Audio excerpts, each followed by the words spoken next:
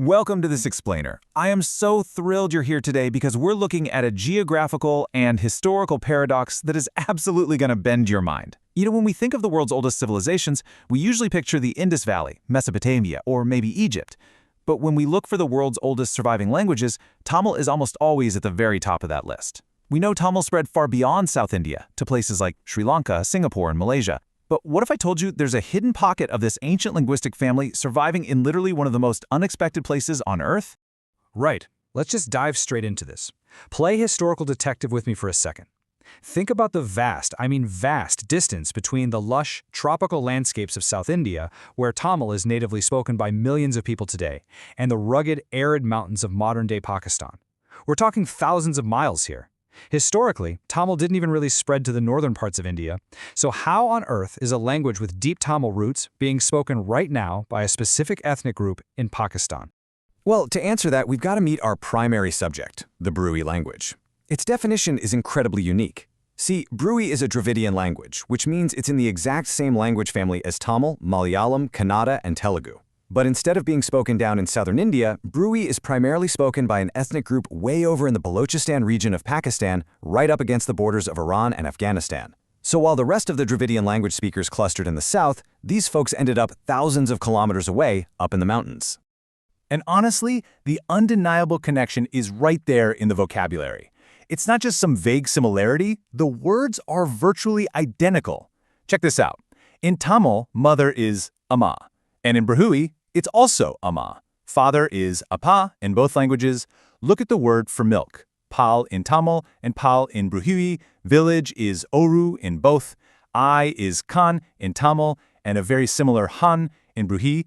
It's absolutely astonishing to see these words side by side, sharing the exact same meanings across such a massive geographic divide. But the real kicker is this number right here, 300. Despite being geographically cut off from South India for a staggering 3,500 years, and despite being totally surrounded by completely different language families, there are still over 300 pure Tamil words actively used in the Brahui language today.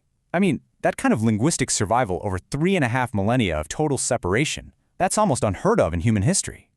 So who actually pieced all of this together? Enter our linguistic detective, Mikhail Sergeyevich Andronov. He was a brilliant Russian linguist, but get this, he actually studied in Chennai, India. And because of his time there, he mastered several Indian languages, including Tamil, Bengali, and Kannada, and he even earned a postgraduate degree in Dravidian languages. He was the very first person to really rigorously research the similarities between Tamil and Brahui. He eventually published a groundbreaking book that proved this 300-word connection with hard, undeniable evidence. And his work really laid the foundation for other experts. Take a major research paper from a German university that looked deep into this linguistic family tree. What did they find? They concluded that the Dravidian language family is approximately 4,500 years old, and that Tamil acts as the foundational root from which many other languages, including Brahui, eventually branched out. So this firmly establishes the sheer incredible age of this connection. Section 1. Tracing the Indus Valley. Now, the story definitely doesn't stop at linguistics. It goes much, much deeper into the very bedrock of human civilization. And this is where the historical bombshells really start dropping. When researchers began excavating the ancient Indus Valley civilization, which, by the way, was located right in this exact region of Balochistan and the surrounding areas, they made two massive discoveries. First, the ancient symbols and scripts they found in the Indus Valley align more closely with the Tamil language than literally any other language. Second, and perhaps even more decisively, modern DNA testing of ancient Indus Valley remains shows incredibly strong matches with the DNA of modern Tamil people today. This heavily suggests that the original indigenous people of the Indus Valley were essentially early Tamil speakers. So how did they end up splitting apart? Well, let's walk through the primary historical theory here. Step 1. The original Dravidian speakers are thriving in the Indus Valley. Step 2.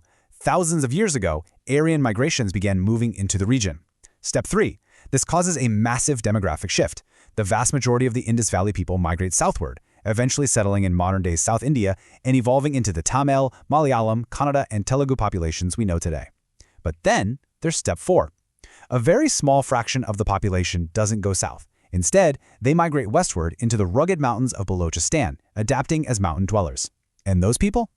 They are the ancestors of today's Brahui people.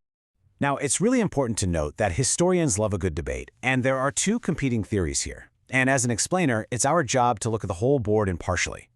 Theory 1 is what we just covered, the out of the Indus Valley model. That's where the Brahui are the original remnants who stayed behind and went west while everyone else went south. But Theory 2, which is supported by some scholars who question the timeline of the Aryan arrival, is the Dravidian migration theory. This one suggests that all Dravidian speakers actually originated in the south, and the Brahui people migrated backwards from South India up into Pakistan at a much later date.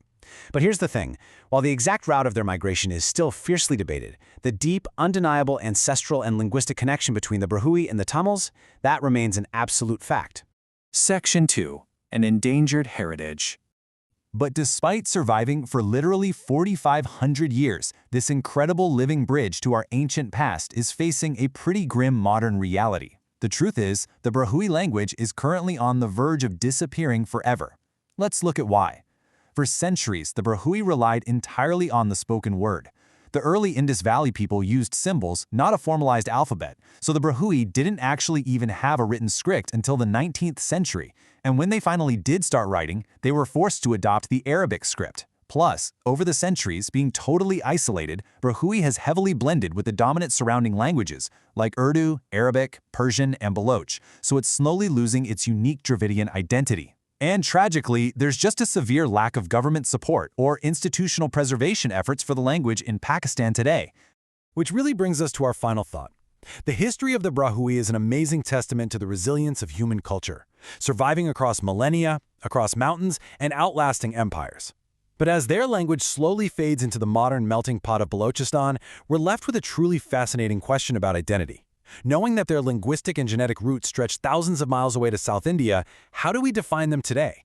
Are the Brahui people essentially displaced Tamils holding on to a 4,500-year-old echo, or are they simply Pakistanis whose history just happens to be a little more complicated than most? It's a profound question about what truly makes us who we are. Is it our geography or our roots? Let that sink in.